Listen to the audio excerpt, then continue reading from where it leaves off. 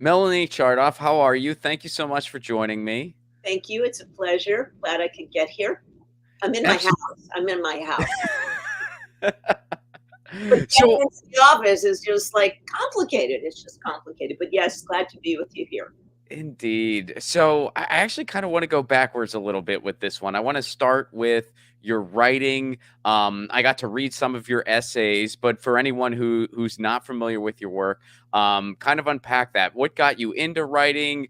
Talk about the different types of writing you've done because there is a lot of it, and kind of what led you into that world. Well, I actually was, when I was a kid, I was writing. I got poems published in the New Haven Register, my hometown paper.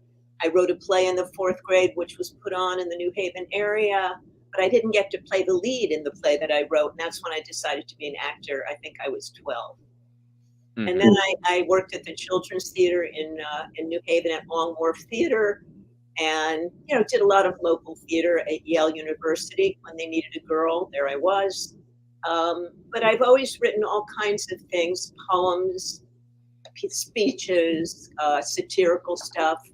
And I started writing for Chicken Soup for the Soul about 10 years ago. I've sold about 6 stories to them. So I do soft writing and edgy writing, depending on the publication. I've written for McSweeney's and the New York Times, but that's my side gig. My living has always been made as an actor, luckily.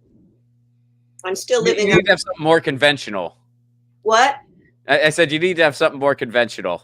I need to have something I can run on. Right. So how did we cross paths in person at the Funny Times event, which I'm hoping they're gonna make a regular thing in Los Angeles. We'll see. Hopefully that's wouldn't that be great? Would be. I love that group of people, this whole cross section of wits like yourself who have such different perspectives. It's really fun to be a part of that. So what brought you to them? Well, I think I mentioned when I did the show that night that I was in a friend's apartment in New York and in the bathroom, and I started reading an issue of Funny Times, and I never came out. I just thought, what is this? Why haven't I seen this funny paper before? And I was already writing for them and pitching for them sitting on the toilet. I was already composing stuff in my head for them.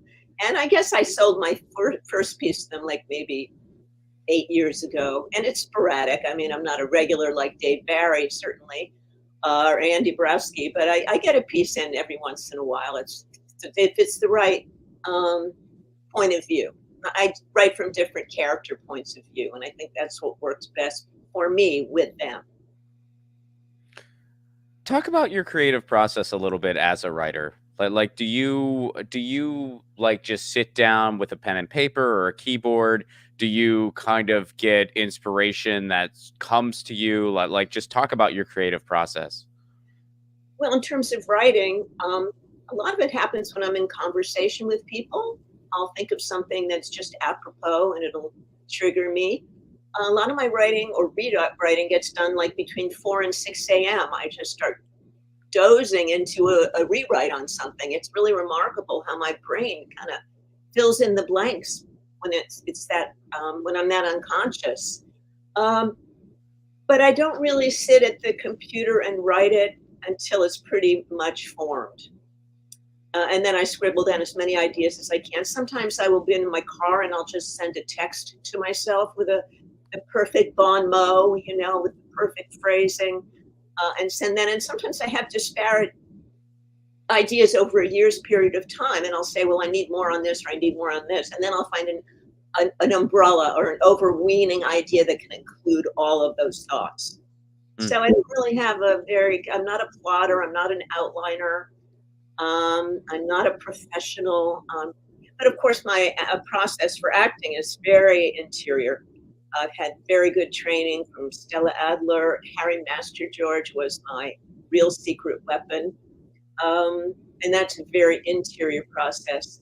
And when one has to do a self tape, as most of us actors are riddled with these days, one has to go for results, which I really don't like to do. You have to go for how it will look on your camera, how you will edit it, how the lines sound. And you have to find someone to read with you off camera on FaceTime, which is what most of my students or friends do. They fill it in on FaceTime for me, so I don't actually have a person in the room. I really don't enjoy the self-taping process. It's been very, very hard adjustment for many actors. I really like being in the room with the director, having them give me guidance. There's so many ways to say, "How are you?" You can say, "How are you?" from a million different perspectives. And when you have words on a page, you got to run it through the right machine. And you're never sure what the right machine is because they give you adjectives, which aren't really a three-dimensional, palpable way to incarnate a character. So my process as an actor has had to alter. I'm not happy about it. Oh, so I got to tell you the truth, and I don't do as much acting as you do, nowhere close. But I have mixed feelings because I totally get everything you're saying. Like there is something lost when you're not in the room. Um, the other side of that though is, you know, if it's in person, if I have 2 auditions, that is going to be an entire day, and I am going to spend a lot of time in traffic. When it is 2 self-tapes, I'll probably be done before noon. Uh, I don't know. I do kinda like that a little bit. Well, yeah, there is a trade-off, Yeah. and I think in terms of the pandemic, it really gave us the Zoom and recording process. I think everybody's relieved not to be driving to an office somewhere, paying for parking, engaging with other bacterial content. And there's an upside and a downside to each of these. My husband's a psychotherapist, and he works in an office only one day a week now, and primarily on Zoom. And he says, yes, there has been an intimacy of one kind lost, but people are not frazzled from parking. They're not watching the clock to see when their meter runs out. They come to him more often as a consequence of it being so convenient. And also, they're in the privacy of their office or home, and they don't have to worry how they look or how to collect themselves at the end of the session. So each art form, including yours here, has a trade-off. I think you and I are going to do quite well not being in the room together, but we've been in the room together before. I mean, I had a kind of a feel of you from the evening we performed, and maybe you of me, which made us think we could work together. So there's assets on both ends. Absolutely. No, no, absolutely. And so getting back to writing a little bit, um, I don't know who coined this first, but I first heard this from the novelist Chuck Palahniuk, who wrote Fight Club. He puts it this way, and I feel like this is the category I fall into, and it sounds like based on what you said, the category you fall into as well, where it's like writing is living. Like when you're living and you're getting ideas and you're getting inspiration and you're thinking, oh, I got to record that into my phone, or I gotta text that to someone or whatever. That's the writing process. When you sit down and just put it on a script form or an essay form, that's the keyboarding process. And he likes writing way more than keyboarding, but of course keyboarding is necessary. You got to do it. Um, I kind of I abide by that school of thought. Like sometimes when I am going on long walks, that's when I am writing. And it also happens to be one of my favorite things to do. So it's a win-win. So would you say that's you too? Yeah, I think you say it quite well. As an actor or as a writer, I'm basically transcribing all the material in my head. Hmm. When I speak a line aloud for the first time, I've never concretized it before. It's just been an amorphous feeling, mess of feelings. And the same with the writing, except the writing is also embedded with how it will be said verbally, which is so much a big part of our process. It's not just a globule of thought. It's actually a specific word delivery that gives it your special voice or my special voice. So, just to give a little bit of an asterisk to this next place I want to go, you have an incredible resume. Your credits list could be literally a book. But there's one thing in particular that has really meant so much to me just in my life, and there's a picture of it behind you, and that of course is your work on the Rugrats. Um, so I wanted to talk about that a little bit if we could. And we talked a little bit about this off mic, but just to rehash it some, I that series was such a big deal to me as a kid.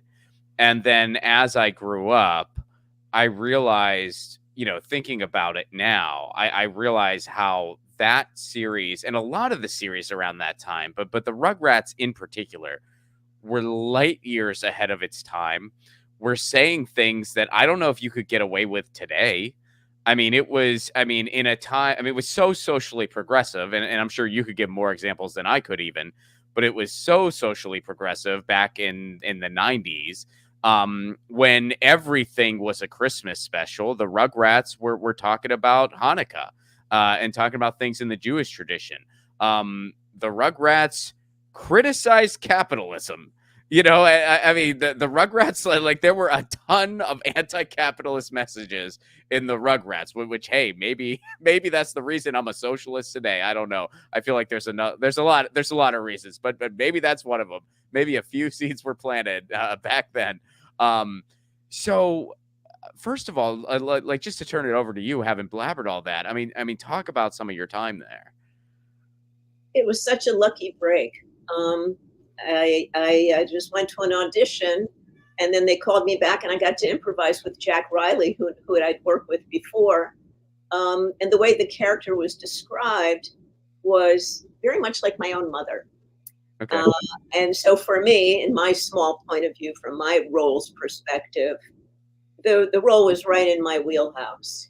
She was like me, only a little more anxious and like 78 RPM instead of like 45 RPM, which is the way I talk. It was very much like, in fact, if you slow her voice down, it probably sounds a lot like me. And then Minka was all my grandmothers and great grandmothers who passed away when I was a very little girl. And I just had a kind of a faint memory, altered by all the producers who were left of liberal Jewish Los Angelinos who had a different memory of their grandmothers. So I tried to amalgamate all of our impressions of the old Jewish woman who we know when we were younger and put it into this one character. And it was also being amended by the producers at different times who didn't want her to sound too much like Dee Dee, even though she was Dee Dee's mother. So that was kind of, I didn't realize what it would become on the lucky day that I auditioned. A year later, they invited us to a screening at Nickelodeon. And here was my voice coming out of this creature. I'd never done animation before. And it was thrilling.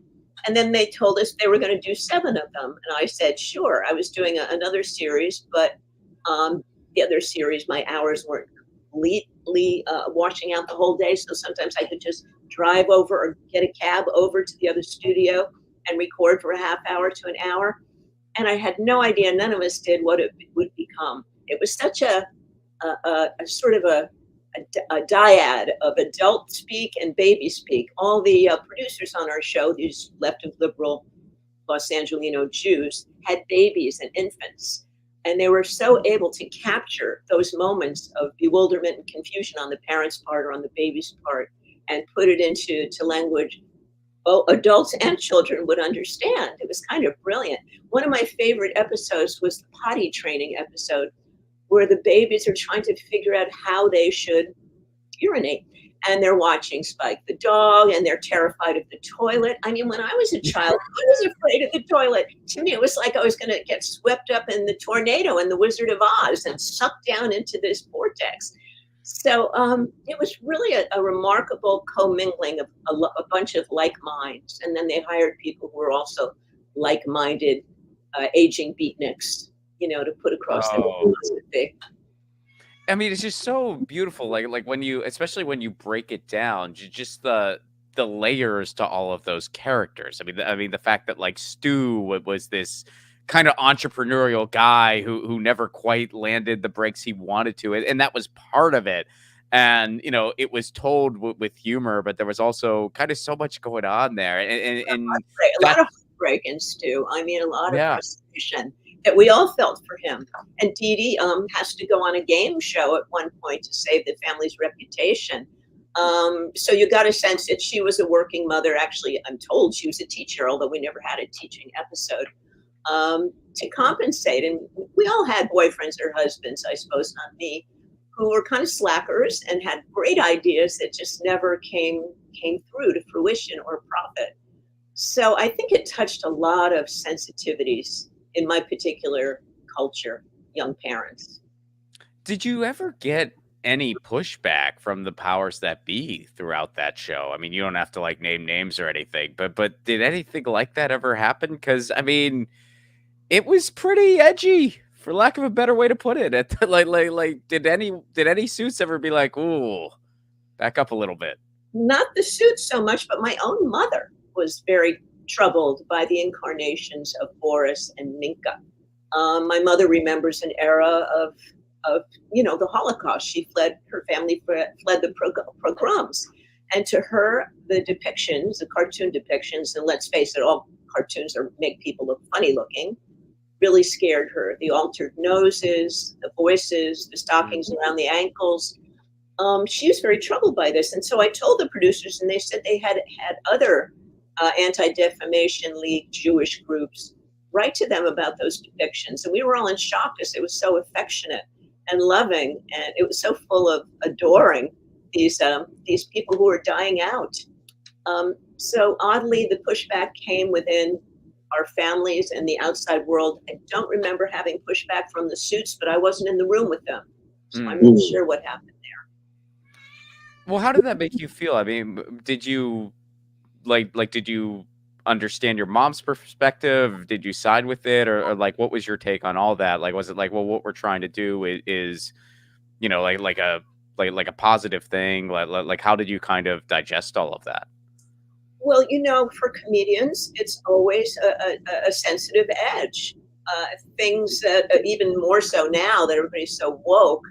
Um, there were things that we put out in all innocence that hurt some people's feelings, and Mhm. you could say they don't have a sense of humor, or you can say they have trauma. They have trauma, and we can't really put salt in that wound. So I think it's gotten worse now, uh, but I think we went for the edge. I think we were on an off net. We were not on network television. We didn't have as many censors around. Nickelodeon was relatively lenient, and we got away with it for a number of years. And I think the reruns still hold up. I mean, that perspective still seems to hold up because it's done in a loving way by characters that are humanoid but not really humans you can hold responsible. So I think we got away with it for quite a while. Wow, did you find something offensive in them? No, no, No. not at all. I mean, I was just, you know, like I didn't, I had never heard that side of it. I think that what I'm more curious about, and I don't know the answer to this because I don't have kids, but I kind of wonder if anything with that kind of depth is really going on in kids' cartoons these days.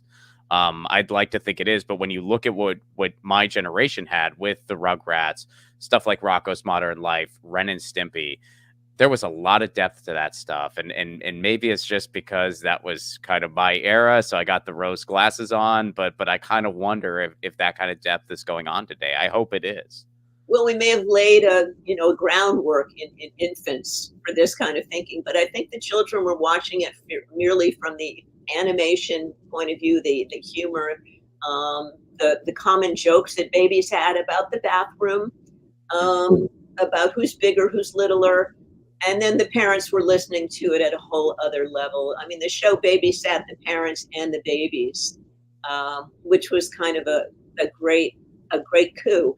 That may have been true for other young people's shows, but I personally, as an adult, never really got into Sesame Street or Mister Rogers. They were too sweet for me. I Mm. like things that were more edgy, like Soupy Sales was my mentor. I don't know if you remember, it's way before your time. Soupy Sales was the guy that had hands. There were hand puppets that came into the screen and fought with him, and they would put pies in his face.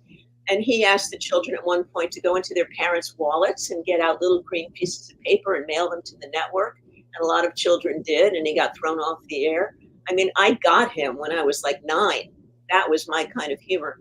So maybe babies were watching it with that edgy sort of humor because their parents had it. We got a Mm. lot of fan mail from parents for that show, that it was a teaching tool, that it was a calmative for the babies. One girlfriend of mine who's a superpower, her daughter was over my house and she said, I wouldn't have gone through my childhood if it wasn't for Dee Dee Pickles. She said, you were my mother figure because my mom wasn't home and my nanny wasn't that interested in me. And Dee Dee and that show were like my company for 3 or 4 hours a day. That's incredible. I mean, that's got to make you feel incredible, right? Like that's. Did it made me feel bad about my girlfriend though. Where the hell was c'est la vie, the working parent? You know, it's a dilemma. So the other thing I wanted to bring up on this, and this is just like, how could I not ask you? Are you familiar with the conspiracy theory about the Rugrats? Have you heard it? No. Oh, I mean, I think it's just something someone concocted online again because it stood the test of time and people still love it. But the conspiracy theory that I think is just so goofy and a lot of fun. Also very dark, but the babies are not alive. They're all in Angelica's imagination. So in reality, Angelica is actually an adult, and she is schizophrenic or has some issues, and Susie is treating her. Susie is her psychiatrist. And so the babies are all in her imagination, and they're she thought she should have grown up with. But in reality, Chucky died at childbirth. That's why Stu or what's Chucky's dad's name? That's why he's so Drew. So that's why he's so kind of always, sad and stuff. Tommy was a stillborn, and that's why his dad makes toys, because he wanted to make toys for the son he never had. Phil and Lil were actually just aborted. That's why, like, Angelica didn't know if it was going to be a boy or a girl. So there was one of each, and they were twins. And they're all in Angelica's imagination, and Susie is treating Angelica. And that's why whenever Susie comes in, she kind of saves the day. And whenever Angelica gets really mad, the babies kind of disperse. So that's sort of it was just some goofy thing that started. That people don't have enough to do in their lives. Ruined something that was such an act of sweetness and love. I'm just very sad about that. Well, I'm sorry I had to bring that to you. I didn't mean to cause you sadness, but yeah. It's interesting. I just feel for these poor people that have nothing better to do. To make up conspiracy theories about cartoons. What a cartoon, yeah. Hey, I read it, so what's that say about me? I guess maybe I'm part of the problem. No, you're skimming the bottom of the surface is what you're doing for interest. I'm sorry you're so bored. I'm not bored. The world is way too big for me to be bored. Good. This was just me. This was just me reading something when I couldn't fall asleep. That's really what it was. When you should be writing in your brain, not reading. That's fair. Next time I want to take a deep dive into cartoon conspiracy theories, I'm just going to try to write instead. But then what if I end up making up my own? Oh, well. That's your bailiwick, I guess. World. Welcome to it.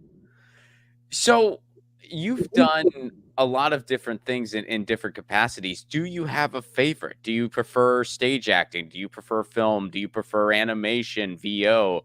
Do you have a favorite? I love being in good stories with other really good people. Mm-hmm. And I don't care where they are, but I do prefer being interactive on camera or on stage. Okay. It's my favorite. I miss it. Haven't had it since class, doing classes. Why is that your favorite? Oh, because I thrive on the electricity between people. I'm a cannibal for that. It excites me. It turns me on. It gives me ideas. It enlarges my own being. So that's where I really thrive best. And I also, to sublimate, I teach one-on-one online. I teach charisma to the shy. I direct people's videos for their websites. This is my little side hustle. My website's called charismatizing.com. And I've worked with all different kinds of people, from Christian journalists to politicians, realtors, lawyers, a lot of therapists, a surfer guy now who wants to do a promotional video for his surfing. And he's very laid back, man. I mean, he's like, whoa, and I really got to get him into the camera, to present himself as somebody you're safe with as a surfing teacher. Well, is he going to be surfing for the video? Because if so, he also needs a GoPro and a good one. Yeah, we'll cut away to that, but mostly we need him just to do a good 59-second spokesperson for himself and his work. And that's very hard for a lot of people who aren't, verbal as a rule. But they've got to do, it's a new era. You gotta be able to speak. You gotta be able to have a website that really communicates to the soul of people. So we kind of touched on this just organically throughout the interview, but I wanted to talk to you just about how has the industry changed since you've been a part of it? I mean, how has and then like a follow up on all of that. What do you think the future is for LA? I mean, so much has changed between just the industry evolving, and then of course the pandemic, and then recently we had the strike. Where do you see things going, and how has it changed?